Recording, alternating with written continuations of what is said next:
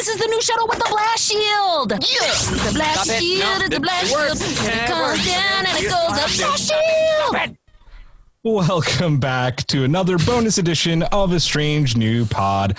Find your favorite Jeffrey's Tube, get comfy, and let us give you our take on episode 2 of Lower Decks, Envoys. As always, I'm joined by Brittany, Eric, and Hawk. Hello, guys. Howdy. And then also beaming in to this week is our own special envoy. You've seen her on Twitter and Instagram creating awesome Lower Decks avatars for Trek fans everywhere. Marcy London, welcome to A Strange New Pod. Guys. Yay. Very excited to have you on.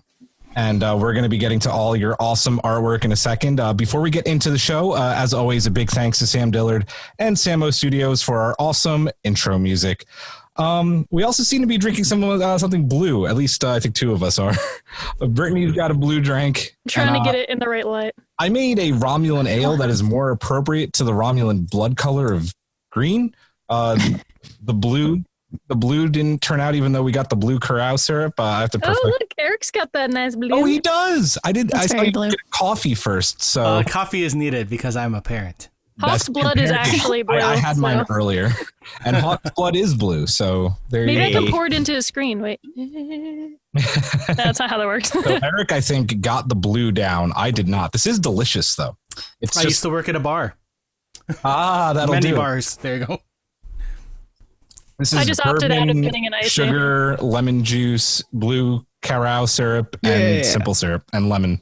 There was supposed to be a lemon twist on there, but I wasn't getting Mine has lemonade and blue Curacao and something else. Vodka. Yeah. vodka. See, you went the vodka route. I went the bourbon. That might be why yours is the appropriate color, and mine is a little bit more green. I was going to put white rum in it, but I decided the vodka, it was colder, so I went with that. There you go. And I ran out of ice. Obviously. So none of it's actually whiskey, so. No, but it's not supposed to be whiskey. I think she was too drunk to call it the right thing, which is wrong. Like ramen whiskey. Whatever. You think it would be green, but it's blue. But hey, listen, if Romulan ale isn't your jam, try Logical Coffee. Just head over to logicalcoffee.com and use the code A Strange New Pod to get 20% off your first order. I had my pot of it this morning. It was great. Just like Bones getting a pot of black coffee in Star Trek 6, which we are going to be covering on next Friday's episode. So stay tuned for that. That's going to be a blast. Let's get right into it. Marcy, we're really stoked to have you on the show. We've seen your awesome Lower Decks art and profile pics all over Instagram and Twitter, and we like them so much that I decided to surprise our podcast crew with their very own. And so I guess the question is, how much fun has this been for you, and what gave you the idea to start making these profile pics for everyone? Yeah, it's been a lot of fun. I love the artwork from the show just right off the bat. And the theme of the show just felt like it was made for the fans. So I thought, why not try to put the fans into the show? And I wanted to imagine myself on the crew because I just thought Lower Decks, like that's where you would start. So I changed my profile picture for the first time ever to my drawing. And someone noticed it, asked me if I could do one for her. And it was an Animal Crossing friend that we had connected on Star Trek. And I was like, absolutely. So did that. She tweeted it out and it just totally snowballed after that one. Nice. Where would you be in Lower Decks? Like what division would you be? Where would you be working? I'd like to say science, but it would probably be more like something janitorial. I don't know. That's a mood. Mopping the sonic showers. Yeah. I don't get why it's so musty because they're Sonic. I love that you started with Animal Crossing friends because a lot of my Animal Crossing friends are also Trekkies. So a lot of them have been talking about Lower Decks. It's all connected. When you go to visit someone, it's like, which Ryza do you want to visit right now? It's like, I don't know, just pick one. I have a Just Nepenthe like my friend. island. And my friend has Spaceland. It's so funny. I love it.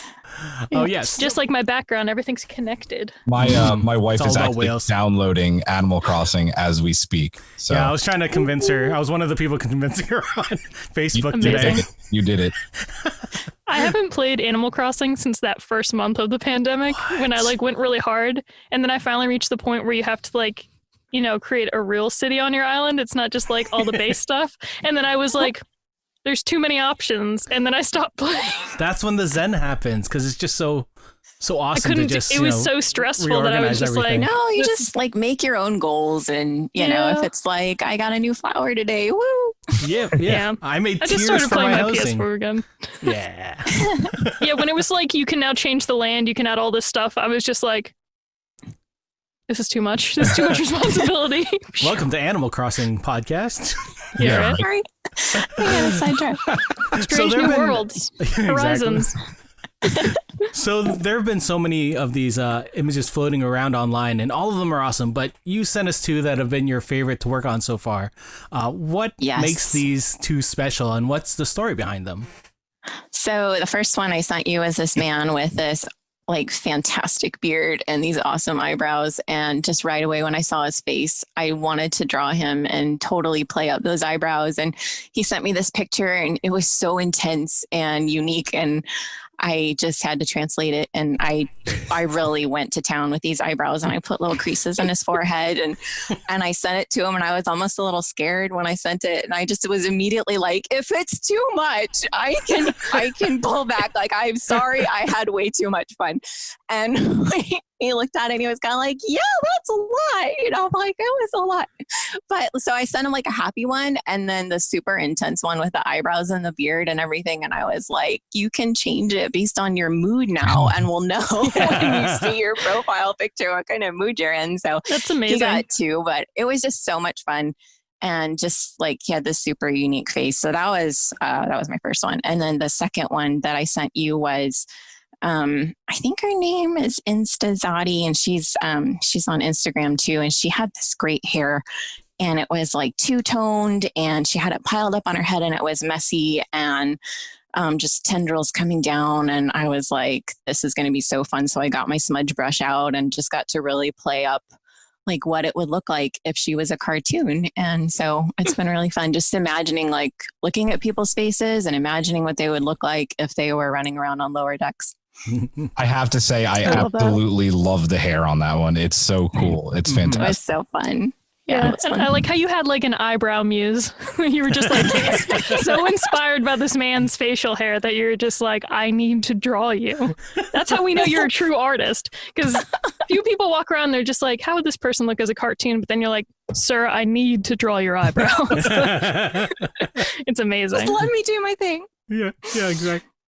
So like, we know those two were these really awesome pictures that you had. Obviously, you did All of Us, which blown away by mine. I was like freaking out. I was so excited. Aw, that's awesome. So obviously you're swamped with commissions because now that, you know, even we shared your information. So I'm sure everybody's been, you know, reaching out to you to try and get you to make them into Lower Decks characters. And we've even seen you branching out a bit into other Star Trek shows. Are your commissions open? Are they like being opened and closed as you get stuff coming in? Or how can people get in touch with you if they're interested in getting one? Yeah, so I'm having fun now branching out with some of the other uniform designs. Got some requests for the Star Trek 2 and Voyager and First Contact. So I'm getting to play around and be a little bit more creative now. So it's gotten into a fun time frame with us where people are kind of branching out and wanting to be creative. Commissions are opening every Monday, and I'll just keep doing that until as long as there's an interest in it. And I fill up my schedule on Monday for the week and close it down and then open it again the next Monday. We've been doing that for a couple weeks and it's been going really well. So yeah, they can just send me a direct message on Twitter or Instagram. It's at Marcy Starfleet, both apps. Cool. As long as there continues to be amazing eyebrows out there, you'll continue to get paid. She's like, I can't stop this Monday. There might be another set of eyebrows. You never know what's coming around the corner. And that's been one of the things is like people trusting me with their faces has just been really humbling that people are sending me this and they're like, draw me. So it's been really great. I really liked how you did my eyebrows. I thought they were great. Remember, didn't I said our eyebrows are all on Starfleet? Yes, you did. Just on fleek. I was like, our eyebrow game is so strong right now. I really like when you when I told you if you could give me a little bit less hair, and you're like, no one's ever asked me to give them less hair. Yeah, it's always the opposite. Give me more hair. But actually, with you, Julian, like I was blown away by your dimples. Like I saw those, and I was like, oh, little what do we get to do with these great dimples? God, I love them. I love You're just like, bink, bink. You know someone's done something absolutely amazing when every single time you look at it, it makes you smile. And that's like every time I put up my Instagram or my Facebook, like I always just smile because it's my profile picture now. So yeah, I'm just like, look at me. Yeah. Running around on decks 27 through whatever. I know. I really just want to make these burritos now getting in trouble. Like, I don't know, like stealing shuttlecraft and getting drunk on them. And I don't know, with some ramen nail. We'll see. I get stuck in like the laundry chute. Yeah. So, if you want to get in contact with Marcy, you could do that via Twitter, Instagram, and Marcy's actually going to stick around with us and help us review episode 2, Envoys, which was just like so much fun.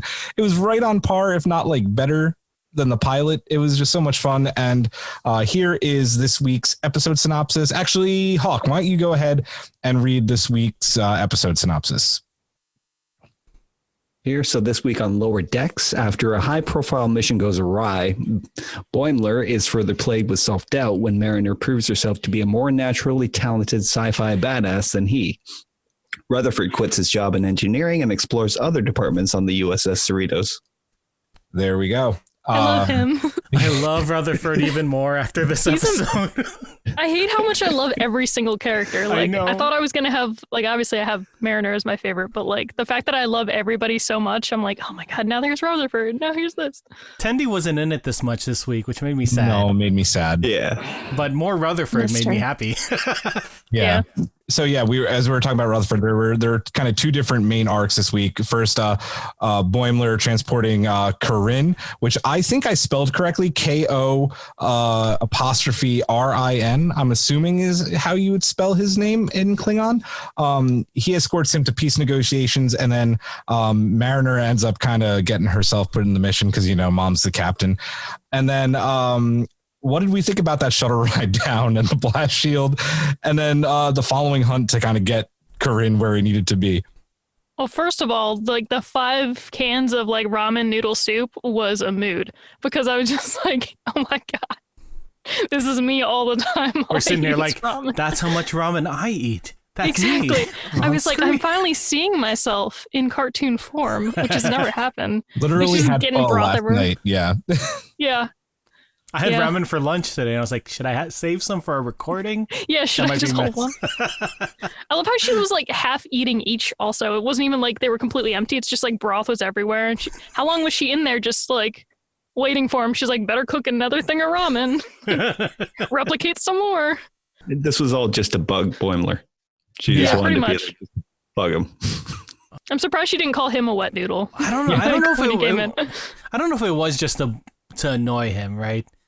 She knew the Romulan, or not Romulan, the Klingon, and she didn't just know him. Like she knew him. But they had a blood bond. And I feel like, especially with the Ferengi thing at the end, she knew that he was in over his head, and she was there to help him. And like, there's that little bit of, we see that tenderness in her at the end, but you don't see that all through the episode. You don't know why she's doing all this stuff. She's but it's definitely taken it upon herself to help him grow. Yeah, she's definitely like the big sister.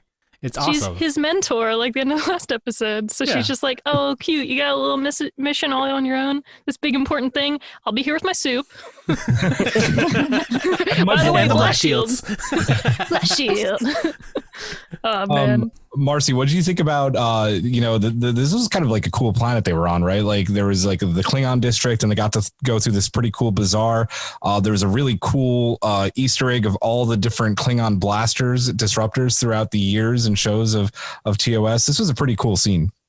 Yeah, it was. It was really exciting. And I don't know, when he met that alien by the fountain, I was shocked. Like I was blown away. I was not expecting that. Like maybe I should have been, but I wasn't.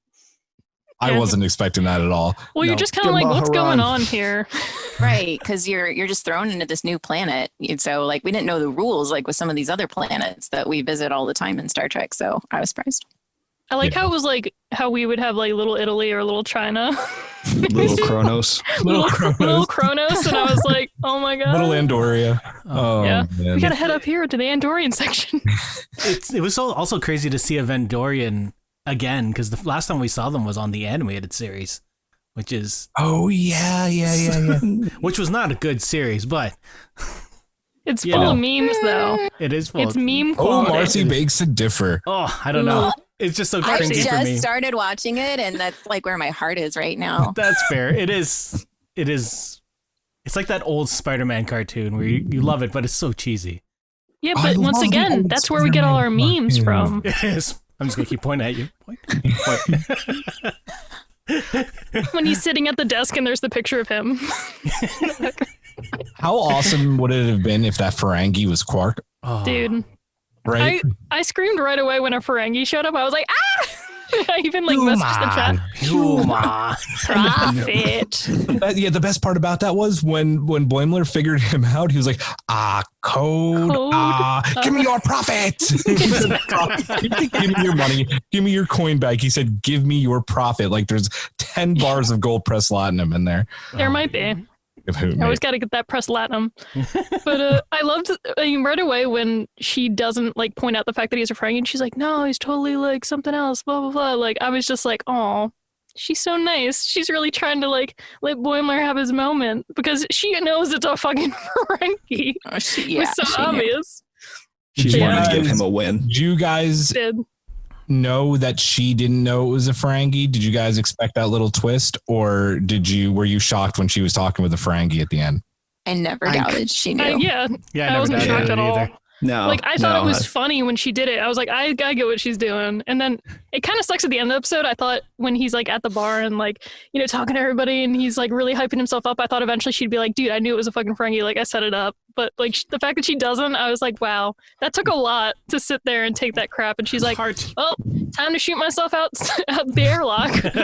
Bye guys. Best friend goals, right? Yeah. She's such a good friend. We all done that for somebody at one point, you know? I think what really gives it away is that the Ferengi is acting like a Ferengi from the very first episode, not which is a stereotypical Ferengi. Yeah. I was surprised he didn't say like Lux or like my lobes like on top of everything. That whip, that electric whip that they had in that first episode. From the weird dude on the planet and Riker's talking like Oh man, so much of TNG season 1 was so bad, but that was actually a decent episode. There's that one in Voyager where they try to pretend to be gods to enslave those people, and they're just like, "We're your Ferengi god. We need your profits." And like Neelix pretends to be one of them, and is like, "No, the real like ambassador dude is coming, and like you should give the money back to the people." And I'm like, Neelix. It's like the opposite of Ferengi. That was that continuation. There was the one episode of TNG where two Ferengi at the wormhole got thrown halfway across the Delta Quadrant. Yeah. And were never to be seen again. And then that was the continuation. I also really loved when Mariner was at the bar and she does the phaser and she's like, listen, I would kick all your asses, but how about I just get the next round? And they're holding her up and she's like, excuse me, that's Starfleet property. I don't know. Because the dude grabs her butt, she's like, that's Starfleet property. I think we're missing the most important part of this storyline, and it's that Section 31 power walks. Yes. To save energy. What are you doing? That power walk, I'm walking the same speed. Section 31 does this all the time. It's protocol. Does anybody have anything else they want to touch on with Arc A of Envoys before we move on to Arc B? Did we talk about the pre-credit thing with Mariner with the little entity? Oh, that was hilarious. I really wanted to bring that up. That was that part. It was so TOS and just amazing that there was just like this energy ball. You could totally see that something that would happen to Kirk and friends. But Mariner just like took control of it. And I loved it. It was so good. Give me that fancy new tricorder, bitch. Yeah, I love that Tendi was just like more hesitant about it. And then Mariner was just like, no, I know exactly what to do. And she's like, wait, but it might be sentient. And she's like, I don't give a fuck. Like, it's going in. Hawk, I know you wanted to bring it up. What you got? Because like when I first saw it, it reminded me of that TNG episode. I can't remember what season it was from in that, but when that energy thing comes up and impregnates Deanna Troi for yes, that's what it reminded me of. That's the spirit of the Lord, sir. It's funny how Jesus. Well, I mean, if Ben Sisko gets to be the goddamn prophet, Deanna Troi might as well have. It's. Oh my! Oh man! Star Trek's amazing. It really is. Please watch it. Here. It's really funny how each of us kind of had an episode that this scene reminded them of. This reminds me of when one of the mycelial mushroom glowy things lands on Tilly, because when it bounces into the captain and just kind of goes away because it doesn't have enough energy. But I was like, oh yeah, when it went on to Tilly and then it becomes the voice in her head. That's what that reminded me of. And then Freeman's talking about how she needs a warp catchphrase. Yeah, at that point, I'm just saying, she does need one. Everyone has one. She's like, go warp, go, or something really weird. Warp. Warp time to warp. Oh Let's do the time warp again. Because what do we have? We have punch it, make it so, hit it, engage. Hit it. Yep. Yep. Is there anything else? I feel like there are other ones. Did Archer have one? Did Archer have one?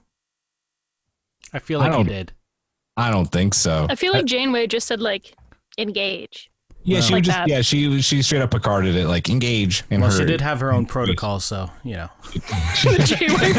we need to talk about that part That's next. a great point, Eric. That's going into our second part. Oh Then there's the Rutherford and Tendi arc, and there's a the oh my god, I love this them so Cerritos much. is monitoring a pulsar, and Tendi's the ultimate nerd, which is why I love her so much. And she wants to watch it, but she wants to have company with her. And she wants Rutherford to watch it with her, but he can't because he's been in a Jeffries tube for a week without a shower. Dude, I love. Oh, yeah, I love him. But the thing is, he loves doing it. And the first question I want to ask here is, he may or may not have a thing for Tendi, so he tries switching divisions. Do you guys think? I'm kind of skipping ahead here, and we'll go back to the episode. Let's start with this. Do you guys think, and Marcy, I'll start with you. Do you think that Tendi has a thing for Rutherford, or does Rutherford have a thing for Tendi, or is it both? I don't know. That's a tough one. I actually hadn't shipped them at all. It didn't really occur to me. So we only ship Rutherford with the Jeffries tube. Yep, that's true. That's it. His love is the ship. He's like Kirk. That's very true. Well, hey, listen. Kirk's had a few other close loves. Rutherford will make sure it's a well-oiled machine. You know what I mean? That's very But his true. only true love was the Enterprise, and I feel like that's Rutherford. Yeah, That's true. Yeah. That's very true. the way he looks at that Jeffries tube, my god. Dude, when it sparkled at that one point, I was like, I am dying. He sees it in the background. I'm watching She-Ra, Brittany. So just the sparkle was like that's such a She-Ra moment. It's such a She-Ra moment. Talk. What were you gonna say? God. I was going to say, I think this whole episode was kind of designed around the fact that there is something there between them, and that it was important for her to watch this with him, and that, even if it was at the end in the Jeffries tube on a pad, and the fact that he quit his entire career just to try and make time to do this for her.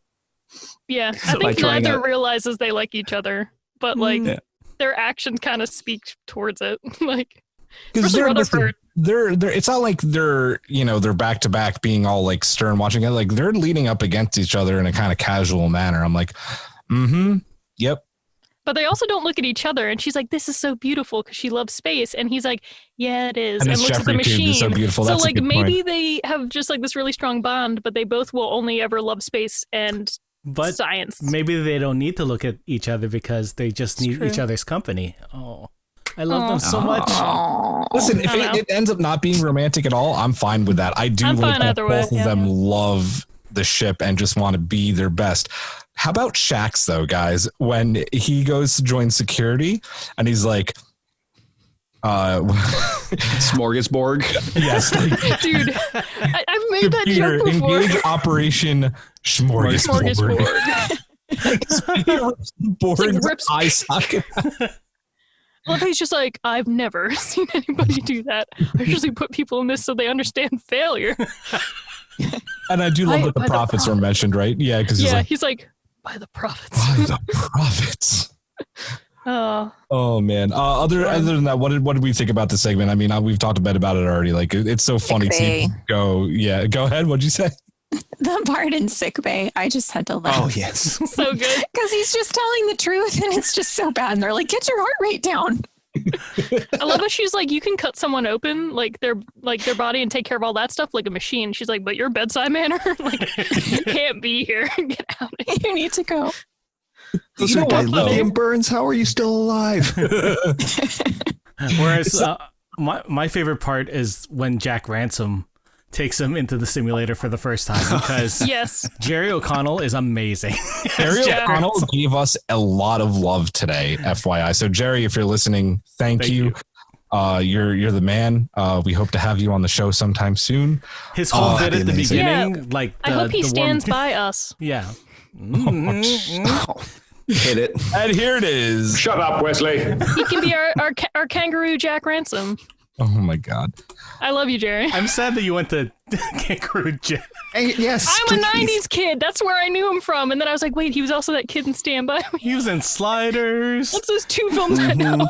He was in My Secret Identity. Is that what it was? Yes. Never heard of that. Oh my God. As a Canadian kid, it was everywhere. I only know 2 films, and it's Stand By Me and Kangaroo Identity.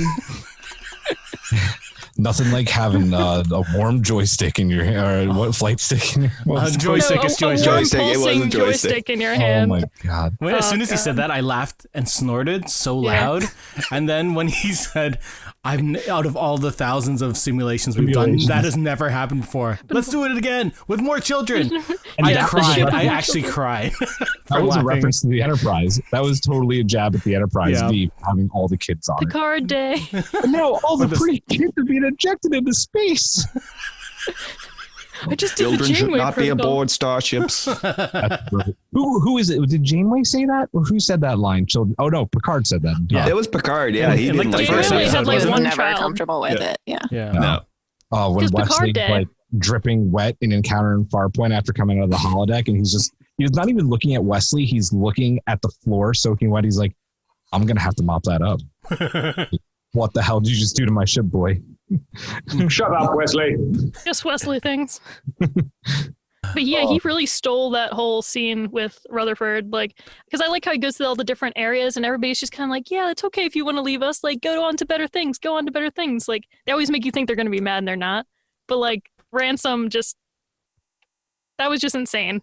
And that's the whole thing though too, right? Like this is embodying Starfleet. Like this show can be funny and be a parody of Star Trek itself, but it's keeping those awesome Star Trek and Starfleet ideals. Like they do set it up to be like, oh, they're going to be pissed, but no, like of course, if he wants to switch careers, of course they're going to be happy from, he's only an ensign. He needs to find his place. It's like switching your majors halfway through your freshman year in college. Yeah. And it shows everybody serves a purpose. And so it's like, oh, we don't care if you end up in command, if you end up in science, if you end up in engineering, like eventually you're still going to serve a purpose. So it doesn't matter if you're crawling around a Jeffries tube or you're holding a heart in your hands or, you're just having a lot of fun with that lever. I held a heart. I held a heart. I held a heart. I love Tendi so much. Mm-hmm. Any final thoughts on episode 2 Envoys? It was so funny. It was. I liked it better than the first one. Yeah, me too. Yeah, I think the first one got us, comfortable with the characters and everything and with the whole concept. But then this was the first episode being like, okay, now this is how funny we can be, or this is the sort of shenanigans. Mm-hmm. Yeah. Between the Blood Oath Klingon stuff and just the 2 very different storylines and just the fact that you didn't need Boimler and Mariner to be in the other story to be funny. It shows that all the characters are equally shenanigans will happen whether or not so-and-so is on the ship or not. It's I know that it made me really want a nice fresh bowl of gach after. So, yeah. Oh, the Mechlech was there. My Mechlech was there with all the different blades too. And the disruptor. I saw it and I was like, ah. Yeah. Final thoughts. How do we feel about going into next week? Listen, I don't think it's any surprise. 3 episodes is kind of the test, right? We've had 2 really good episodes.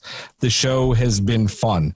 I don't even think it's a matter of make or break going into next week. Like I'm in it for the long haul. Marcy, our guest, I'll start with you. How do you feel going into next week's episode? I'm excited. I can't wait to see it. They have me totally hooked. I feel the same way. Like, you guys know I'm already in it. like the trailer when I saw Mariner before we saw much, I was just like, I love this character already. Like, I'm in for it. The second trailer made me a little scared because I was like, oh, it seems really edgy and Ricky Morty. Yeah. But now that we've seen it, I'm like, oh my God, I didn't know I needed this and I needed it. So I'm going to say I'm looking rather forward to the rest of this series, and where I was tentatively scared, I am... Shut up, Wesley. Shut up, Wesley. Shut up, Wesley. Wow. I am now marinating in happiness. 2 puns. Oh, you saved them all up for the end. I no longer feel like waiting for the show was holding me at ransom. I'll keep going if you're going to keep shaming. Oh, please tell me how you're feeling going to next week before I have to delete Brittany from the conversation. Delete her program from the holodeck, I should said. Sorry. No, I'm loving the writing and everything. It's, every episode seems pretty well-rounded in that, and we're getting to know these characters a lot more, and they've been great. And they all have their little places, and it's great to see them push it against the boundaries of those. So I can't wait to see what they do next week. Just based on the trailer for next week, I am so in for it because Mariner and Ransom on an away mission. Just that's wow. what I need. I just need those two. It screams chaos, and that's what we want. Oh. Yeah, because we haven't actually seen Mariner in the opposite the command structure in an episode yet. So yeah, other than her mom, but. Someone actually, real quick, because I have final thoughts from some of our social media channels here real quick. So let me get to those. From Feller from Drumheller, my main thought is, why haven't they been able to write such a love letter to the fans for live action? Picture this, but seriously, in live action, you basically have what everyone is bitching about them not making right now. I would agree with that. Because I need to become an actor first. Yeah. So I can play someone Mariner. Else wrote, feels like watching, I'm watching Futurama. And then Cece Zernetta said, loved it, laughed a lot. And then on Facebook, very quickly, baby shark, No, don't do it. No, that's not where I thought we were going at all. No. And then, we were Marioing. Our friend Simon, who will actually be joining us on the show to review episode 3 next week, said, I think everyone needs a Klingon drinking buddy, which is a great final thought. Absolutely. And then this is the last thing I'll say. And you guys could see if you agree, them having to do double time. It's it reminded me of some Captain, is it Jellicoe, when he takes command after Picard gets captured, his three different shifts aboard the Enterprise is working everyone hard. Like that might be what this is. So. You said Jellicoe, and I thought of Please cats. don't. Jellicoe cats. Please don't. People can listen to our other show if they want that. Okay. So just going off that first comment, they're saying doing a comedy love letter to the live action Star Trek. They have that. It's the Orville. Yeah, I wonder how Star Trek could do, if they did a live action one, would it be compared to the Orville at this point? They should just buy out the Orville and stamp Star Trek on the top and be like, haha, it was us all along. Yeah, I was going to say, I feel like the Orville's kind of filled that space. 100%. Yep. All right, guys. Well, that is going to do it for our episode 2 Lower Decks review of Envoys. We will be back next Friday with not only our episode 3 review of Lower Decks, but also our deep dive into Star Trek 6, The Undiscovered Country. If you're listening to this tonight or on Friday, you have a couple more days to get into our mailbag. If you have thoughts on Star Trek 6, The Undiscovered Country, you can email us at astrangenewpod@gmail.com. You can hit us up on Instagram and Twitter and Facebook as well. And then Marcy, we'll finish off with you. Where can people get in touch with you one more time in case they didn't catch it at the beginning of the episode? Oh, yep. It's at Marcy Starfleet on Twitter or Instagram. They can just message me or tweet at me. Awesome. Well, thank you again so much for coming on the show. We had a blast. Shield. I did it. Sorry.